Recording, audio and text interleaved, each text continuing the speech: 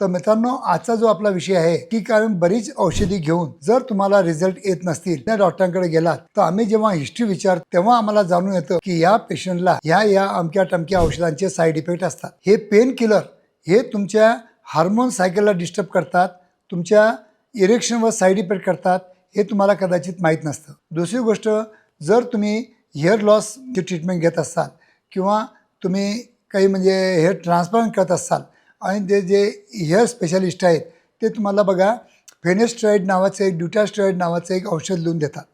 ही जर टॅबलेट घेतली तर याचे पण साईड इफेक्ट हे आपल्या इरेक्शनवर आपल्याला दिसून येतात. कारण की माझ्याकडे असे बरेच पेशंट येतात की डॉक्टर साहेब, मी केसांचं ट्रीटमेंट घेतो आहे, तेव्हापासून मला बिलकुल इरेक्शनच थांबलेलं आहे. तर त्याचं मेन कारण आहे की जे फिनेस्ट्रॉइड किंवा ड्युटास्ट्रॉइड ज्या गोळ्या असतात याचं पण साईड इफेक्ट इरेक्टाईल डिस्फंक्शनसाठी कारणीभूत ठरू शकतं.